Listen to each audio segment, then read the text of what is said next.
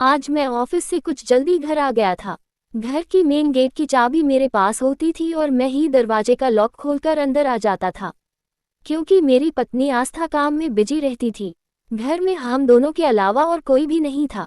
लेकिन जैसे ही मैंने आज दरवाजा खोला तो मुझे आस्था के खिलखिलाकर हंसने की आवाज़ आने लगी। पहले तो मुझे हैरत हुई कि वह ऊंचा ऊंचा क्यों हंस रही है। घर में तो मेरे और उसके अलावा कोई नहीं होता था और वह मोहल्लेदारी भी रखना कुछ ज़्यादा पसंद नहीं करती थी। कोई भी पड़ोसन हमारे घर नहीं आती थी और मैंने उसे फ़ोन पर भी ज़्यादा मायके में बातचीत करते नहीं देखा था। वह बड़ी ही खामोश तबीयत की लड़की थी। हमारी शादी को अभी सिर्फ 1 महीना ही हुआ था और इस 1 महीने में मैंने उसे बहुत ही कम बातचीत करते देखा था। खैर, मैं घर के अंदर दाखिल हुआ तो किचन बिल्कुल खाली था। आस्था के हंसने की आवाज़ कमरे से आ रही थी।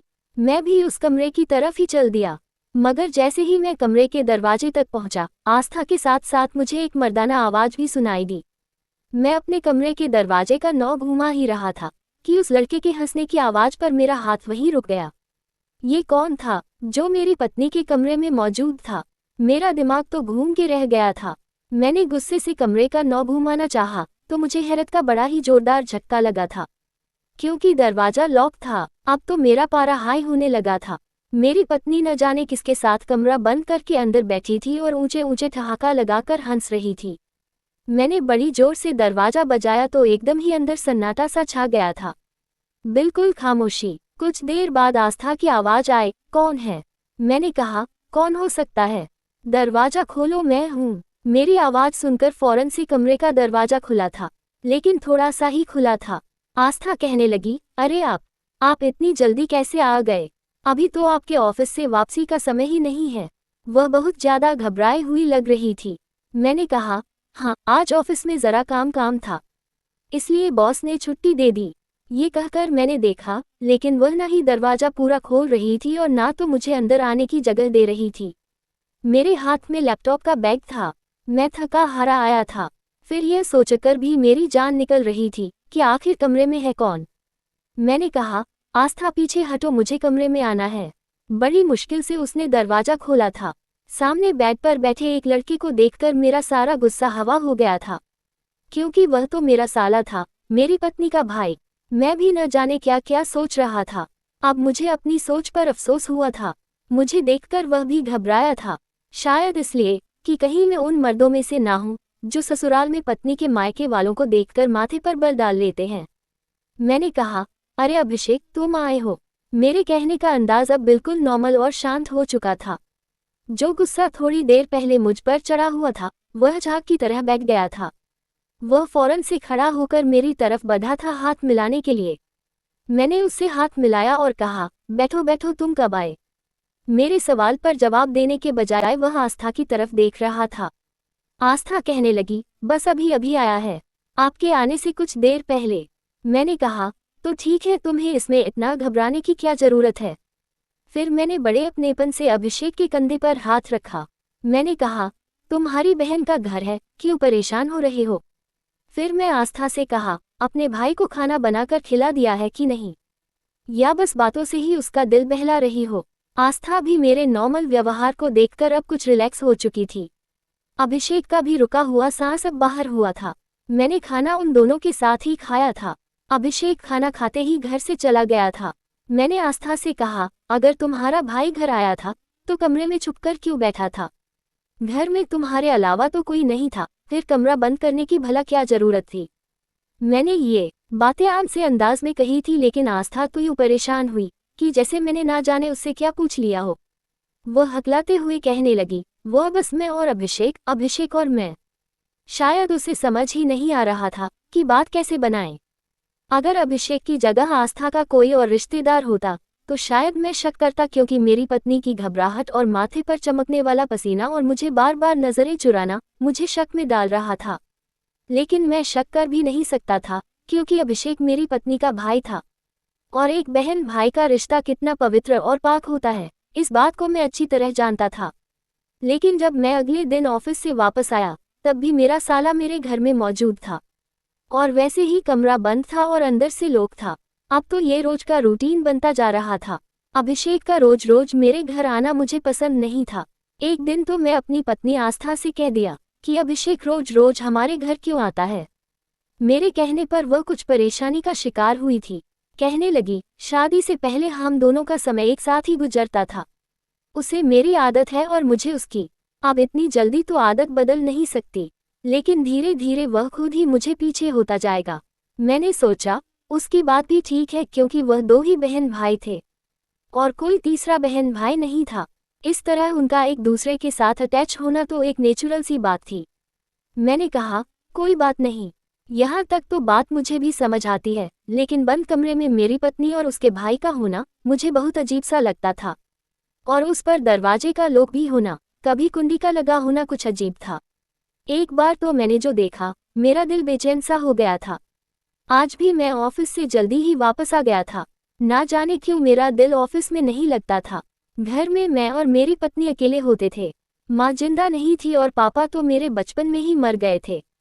ना ही मेरा कोई बहन भाई था। मेरे दोस्त वगैरह थे, लेकिन मेरी पत्नी वहां पर जाना पसंद नहीं करती थी।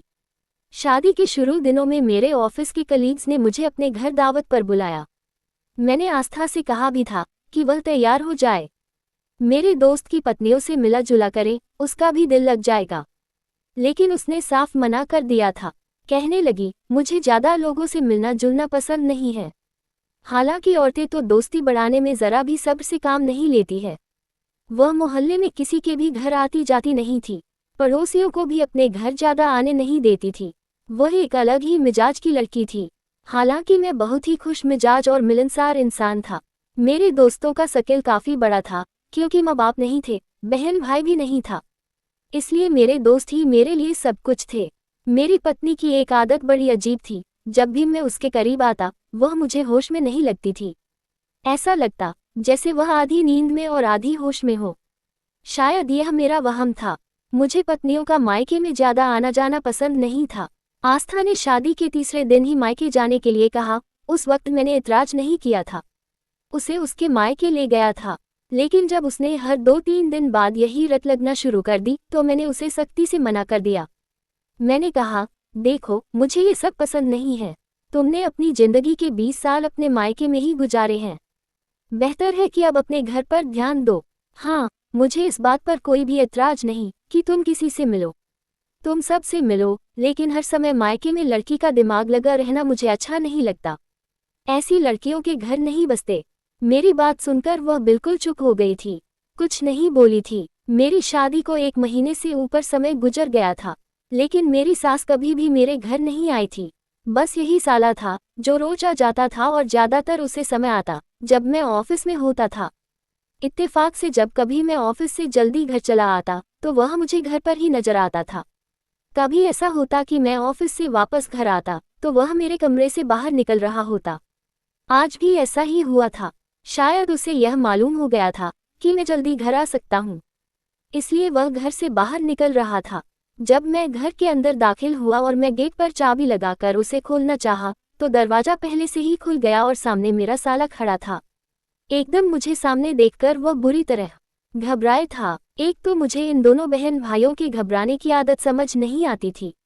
न ही मैं कोई सख्त मिजाज था और न ही डांट डपट की आदत थी। मैंने तो बड़े प्यार से आस्था को समझाया था कि मुझे उसका बार बार मायके जाना पसंद नहीं, लेकिन पता नहीं क्यों ये दोनों मुझे देखकर बदहवासी का शिकार हो जाते थे। ना चाहते हुए भी दिमाग उलझने लगता था। वह मुझे देखकर कहने लगा, आप अब आए हैं। मैं तो आपका इंतजार करते करते जाने ही वाला था। मैंने कहा, क्यों जाने लगे थे? थोड़ी देर और रुक जाते। वह कहने लगा, बस एक जरूरी काम याद आ गया था, फिर कभी आऊंगा। उसने मुझसे हाथ मिलाया और अपना हाथ पीछे करने लगा, लेकिन मैंने उसका हाथ जोर से दबोच लिया और मैंने उसे खुद से करीब करके कहा, मुझे ये बात कहनी तो नहीं चाहिए, लेकिन तुम्हें खुद समझनी चाहिए। अगर अब तुम नहीं समझ रहे हो, तो मजबूरन मुझे ये बात तुम्हें समझाना पड़ रहा है कि जब बहनों की शादी कर देते हैं तो उन्हें उनके घर में बसने देते हैं। बार बार उनके घर जाना अच्छा नहीं होता है। बल्कि मेरी माँ तो कहा करती थी कि बहनों की शादी के बाद बहन की ससुराल का पानी भी नहीं पीना चाहिए। खैर, ये तो पुरानी बातें हैं और मैं भी इन्हें नहीं मानता, लेकिन फिर भी बड़े बूढ़ों ने ये रीति रिवाज बनाए होंगे तो कुछ सोच समझकर ही बनाए होंगे। तुम बेशक अपनी बहन से मिलने आओ, लेकिन रोज रोज का आना जाना अच्छा नहीं लगता। मैंने बड़े प्यार मोहब्बत से उसे यह समझा दिया था कि मुझे उसका रोज रोज का आना बिल्कुल पसंद नहीं है।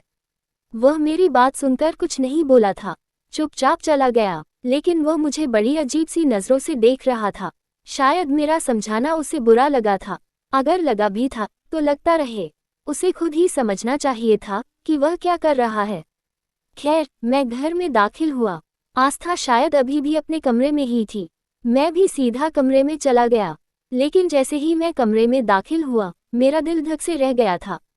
आस्था वॉशरूम में थी और नहा रही थी। सामने बेड की चादर बुरी तरह से बिखरी हुई थी। ये देखकर मेरा दिल बेचैन हो गया था। फिर अचानक मेरी नज़र टेबल पर रखी हुई घड़ी पर पड़ी, जो कि मर्दाना खड़ी थी, और उस घड़ी के पास आस्था की चूड़ियां भी उतरी पड़ी थी। अगर यह घड़ी उसके भाई अभिषेक की थी, तो बैग पर ऐसा क्या हुआ था जो पूरे बैग की हालत खराब थी। ये सोचकर तो मेरा दिल धड़कना भूल गया था। मैं तो अभी इसी उलझन में गिरा हुआ था कि एक और धमाका मेरे सर पर हुआ था।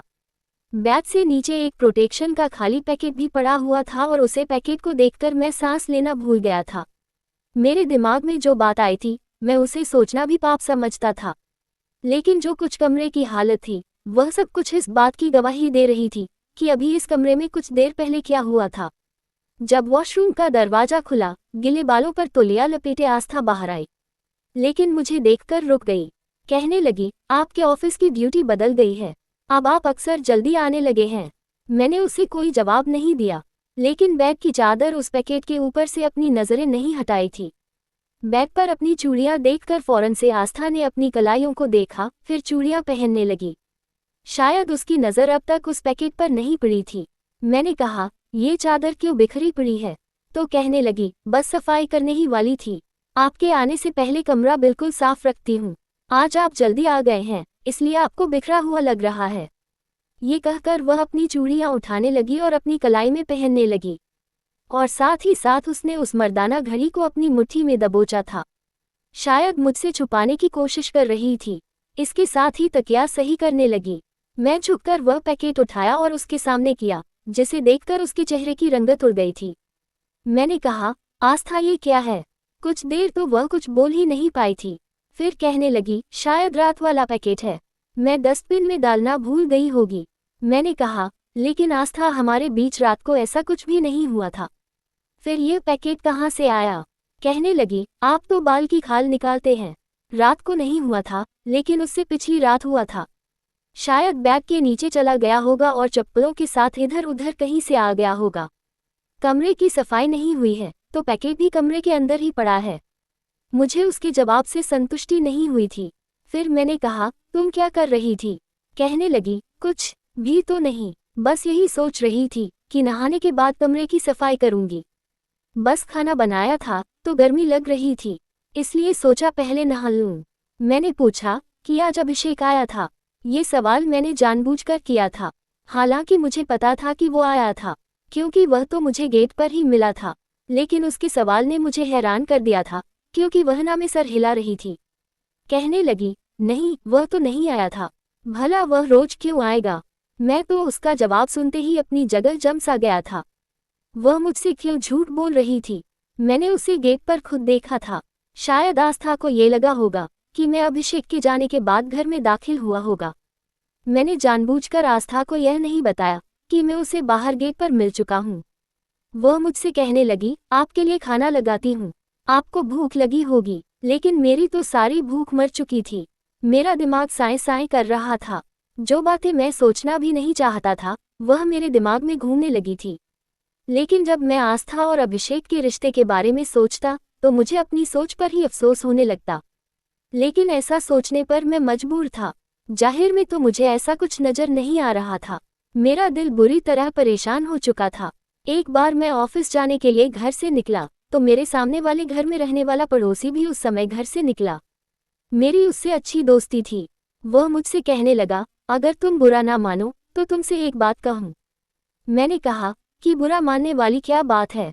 तुम्हें जो कहना है वह कह सकते हो। कहने लगा, तुम्हारे घर से जाते ही कुछ देर बाद एक लड़का तुम्हारे घर आता है और फिर तुम्हारे ऑफिस से आने से पहले ही चला जाता है। ये सुनकर मुझे हैरत का झटका लगा था। तो क्या अभिषेक मेरे घर से निकलते ही फौरन घर आ जाता था? इतने घंटे वह आखिर क्या करता है? खैर, मैंने उस आदमी को तो कह दिया कि हाँ, वह मेरा साला है, और मैंने ही उससे कहा है कि उसकी बहन अकेली होती है, तो वह आ जाया करें। मेरी बात सुनकर उसने हैरत का इजहार किया। फिर बात बदल गया। मैं तो ये सोचकर परेशान था कि आखिर अभिषेक इतनी घंटे घर में क्या करता रहता है। क्या उसका अपना कोई काम नहीं है? ऐसी भी क्या बहन से मोहब्बत की कि उसके घर में ही आकर बैठ जाया करें। एक बार सोचा कि ऑफिस से मैं छुट्टी कर लेता हूँ। मैंने उस दिन यही किया था। घर से ऑफिस के लिए निकला, लेकिन ऑफिस जाने की बजाय मैं वही पेड़ की आड़ में छुपकर बैठ गया, जहां से मुझे कोई भी देख ना सके। वैसे भी सुबह के टाइम हमारी गली में ज्यादा आना जाना नहीं होता था, इसलिए मुझे किसी ने पेड़ के पीछे खड़ा नहीं देखा था। अभी 1 ही घंटा गुजरा था कि मैंने अभिषेक को उसकी बाइक के साथ अपने घर के दरवाजे के पास देखा। उसने वहीं पर अपनी बाइक खड़ी की और जैसे ही घर के दरवाजे पर दस्तक दी, फौरन से आस्था ने दरवाजा खोल दिया। वो इस वक्त मुस्कुरा रही थी। वह दोनों ही अंदर जा चुके थे। ये देखकर मुझे अपनी पड़ोसी की बात पर विश्वास हो गया। मैं अपने घर की पिछली दीवार से कूदकर घर के अंदर आ गया और धीरे से पिछली तरफ खुलने वाली खिड़की के पास आकर खड़ा हो गया, जो कि मेरे कमरे के अंदर खुलती थी। और जैसे ही मैंने खिड़की खोलने की कोशिश की तो वह अंदर से लॉक थी। मैं ये सोच रहा था कि कैसे इस बात का पता लगाऊं कि दोनों बहन भाई कमरे में करते क्या है। मैं धीरे धीरे से चलता हुआ घर के बाहरी तरफ आने लगा तो मैंने देखा कि उनकी बातों की आवाज़ किचन से आ रही थी, जो कि बाहर की तरफ ही बना हुआ था और लॉन्ज में मौजूद किचन की खिड़की इसी तरफ थी। और इस समय ऐसा इत्तेफाक था कि वह खिड़की खुली हुई थी। आस्था चाय बना रही थी और अभिषेक उसके साथ ही खड़ा बातें कर रहा था।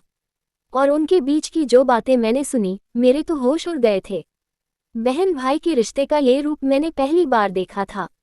उन दोनों की बातें सुनकर मेरे दिमाग की नसें खींचने लगी थी। मैंने देखा कि अभिषेक आस्था को खुद से लगाए हुए किचन से बाहर ले गया और फिर वह कमरे में जाकर बंद हो गए थे। उनके हंसने की आवाज़ बाहर तक आने लगी। जिस तरह की बातें हो रही थी, मेरी रगों में खून दौड़ने लगा था। मैं वापस फिर से उसी दीवार की तरफ चला गया और वहां से निकलकर मैं करीबी एक पार्क में आकर बैठ गया। मैंने अपना चकराता हुआ सर अपने दोनों हाथों में ले लिया। इस पवित्र रिश्ते की जो हकीकत मेरे सामने खुली थी, मेरा सब्र जवाब दे गया था। अभिषेक आस्था से यही कह रहा था कि हम कब तक यूं छुप छुप कर मिलते रहेंगे। तुम क्यों इस बात का हल नहीं निकाल रही हो? जब भी तुम्हारे करीब आता हूँ तो तुम्हारे पति का डर लगा रहता है कि कहीं वो ना धमके और हमें देख ना ले। मैं तो तुम्हें जी भर के प्यार भी नहीं कर सकता। ये कैसा भाई था और वह कैसी बातें कर रहा था। उसकी बात सुनकर आस्था कहने लगी कि मेरे बस में नहीं है, मैं क्या कर सकती हूँ। अभिषेक कहने लगा, मुझे रात में नींद नहीं आती जब ये सोचता हूँ कि वह कमीना तुम्हारे पास होगा। मुझे ये सब बर्दाश्त नहीं होता। वो कहने लगी कि मैं भी रात को नींद की दवा लेती हूँ ताकि जो कुछ भी हो वह मेरे होश में ना हो, इसलिए मैं उसे रोक तो नहीं सकती। जब वो मेरे करीब आता है तो मुझे उससे घिन महसूस होती है। मैं उसे अपने होशो हवास में अपने करीब आने देना नहीं चाहती, इसलिए उसके कमरे में आने से कुछ देर पहले ही मैं नींद की गोली खा लेती हूँ और जब तक वह मेरे करीब आता है मैं कुछ नींद में चली जाती हूँ। मैं ही जानती हूँ कि मैं ये समय कैसे गुजरती हूँ।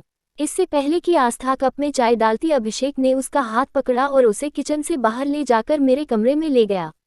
कमरे के लॉक होने की आवाज़ से मैं समझ गया था कि अंदर कौन सा बेहुदा काम हो रहा है, लेकिन दो सगे बहन भाई ये घिनौना काम कैसे कर सकते हैं। मेरा दिमाग काम ही नहीं कर रहा था। मैं सीधा पार्क से उठकर अपने ससुराल चला गया, जहां मेरी सास के अलावा उस वक्त कोई मौजूद न था।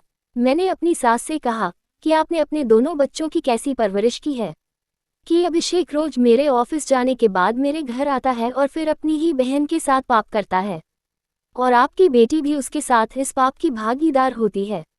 वह मेरे साथ बस मजबूरी का रिश्ता निभा रही है। वह मेरी बात सुनकर मेरी सास की रंगत उड़ गई थी। कहने लगी, अभिषेक तुम्हारे घर क्यों आता है? मैंने कहा, ये तो आप अच्छा जानती होगी। मेरी बात सुनकर वह अपना सर पकड़कर बैठ गई और फूट कर रोने लगी। कहने लगी, सच्चाई यह है कि आस्था मेरी सगी बेटी नहीं है, मैंने उसे पाला है। अभिषेक के बाद में दोबारा मां नहीं बन सकी, लेकिन मुझे बेटी की बड़ी इच्छा थी, इसलिए मैं आस्था को गोद ले लिया था। लेकिन मैंने उसे हमेशा अपनी बेटी ही समझा था, कभी फर्क नहीं किया था। लेकिन ये बात भी छुपी नहीं रही। एक दिन अभिषेक और आस्था को भी पता चल गया कि वह दोनों सगे बहन भाई नहीं है। मैं नहीं जानती थी कब और कैसे उन दोनों के एक दूसरे के लिए ख्यालात बदलने लगे, लेकिन सब यही जानते थे कि वह दोनों सगे बहन भाई हैं। जब मैं आस्था के लिए तुम्हारा रिश्ता देखा और हाँ कर दी, उस वक्त अभिषेक मुझसे कहने लगा कि मैं ये रिश्ता खत्म कर दूं, क्योंकि वह आस्था से शादी करना चाहता था। ये सुनकर मुझे भी बुरा लगा था। मैंने कहा कि वह बहन है। वह कहने लगा, मैं जानता हूँ कि वह मेरी सगी बहन नहीं है, आपने उसे गोद लिया है, मेरी उससे शादी हो सकती है। लेकिन मैं जानती थी कि अगर ऐसा हो गया तो मैं बदनाम हो जाऊंगी, इसलिए मैंने अभिषेक को बहाने से दूसरे शहर भेज दिया और आस्था का मोबाइल भी छुपा लिया और तुमसे शादी के लिए जल्दी करने लगी। मुझे अपने समाज में जलील नहीं होना था, जहां सबको ये पता था कि ये दोनों बहन भाई हैं। लेकिन मैं नहीं जानती कि अभिषेक ये कदम भी उठा सकता है। जिस दिन तुम्हारी आस्था के साथ विदाई थी, उसी दिन अभिषेक दूसरे शहर से वापस आया था और मैंने तुमसे उसका इंट्रोडक्शन उसके जीजा के रूप में करवाया था। मुझे लगा कि अब ये दोनों एक दूसरे को भूल जाएंगे और आस्था भी अपनी जिंदगी में बिजी हो जाएगी। अभिषेक की भी मैं बहुत जल्द शादी करना चाहती थी ताकि लोगों में मेरा भरम बना रहे। बेशक वह सगे बहन भाई नहीं है, लेकिन मैंने हमेशा उन्हें अपनी औलाद समझा था। कभी किसी को यह नहीं बताया था कि आस्था को मैंने गोद लिया है। लेकिन मैं नहीं जानती थी कि ये दोनों ऐसी घटिया हरकत भी करेंगे। वह अपने दोनों हाथ जोड़कर रोने लगी और कहने लगी, मैं तुम्हारे सामने विनती करती हूँ, मुझे माफ कर दो। अगर मुझे जरा भी पता होता कि ये दोनों पाप कर बैठेंगे तो मैं तुम्हारे साथ कभी भी यह जुल्म न करती। मैं वहां से चुपचाप वापस लौट आया था। इस रिश्ते की हकीकत बहुत ही घटिया थी। मैंने घर आते ही दरवाजा बड़ी जोर से धड़ धड़ किया था, क्योंकि मैं जानता था इस वक्त अभिषेक घर में ही मौजूद होगा। दरवाजा आस्था ने ही खोला। उसकी रंगत उड़ी हुई थी। मैं घर के अंदर आया और मैंने कहा, बाहर निकालो उसे जिसे तुम भाई कहकर उसके साथ पाप कर रही हो। अब मैं सब कुछ जान चुका हूँ। ये सुनकर अभिषेक कमरे से बाहर आ गया था। मैंने उसे कहा कि अगर तुम आस्था से कोई और रिश्ता बनाना चाहते थे और तुम उस पर अपना हक जमाते थे, तभी तुम्हें सच बताना चाहिए था। तुम उसके भाई की हैसियत से मेरे घर आते थे और पाप करते थे। तुमने तो मेरी नज़र में बहन भाई के पवित्र रिश्ते को ही खत्म कर दिया। ये कहकर मैंने आस्था को और अभिषेक को उसी वक्त अपने घर से निकाल दिया। मैंने कहा, ले जाओ ऐसी औरत को जिसके लिए उसके पति की संगत उसे तकलीफ देती हो। मुझे इसे अपने घर में नहीं रखना, क्योंकि मेरी नज़र में ऐसी औरत की कोई इज्जत और हैसियत नहीं है जो अपने पति के साथ बेवफाई करे और दूसरे मर्द के साथ रातें रंगीन करें, वो भी मोहब्बत के नाम पर। अगर इतनी मोहब्बत थी तो ये लड़की मेरे साथ शादी करने से इनकार कर देती। लड़ती झगड़ती कुछ भी करती, लेकिन मुझसे शादी ना करती। मेरी बात सुनकर वह दोनों यहाँ से जा चुके थे। कुछ ही दिन बाद मैंने आस्था को तलाक के पेपर भिजवा दिए थे। इस बात को 8 साल का समय गुजर गया है, लेकिन मैंने दूसरी शादी नहीं की, क्योंकि औरत की बेवफाई सहना बहुत ही मुश्किल होता है। तो दोस्तों, ये थी हमारी आज की कहानी। दोस्तों, कहानी अच्छी लगी तो सब्सक्राइब भी कर लीजिए ताकि हमारी नई वीडियो सबसे पहले आपको मिलती रहे। धन्यवाद।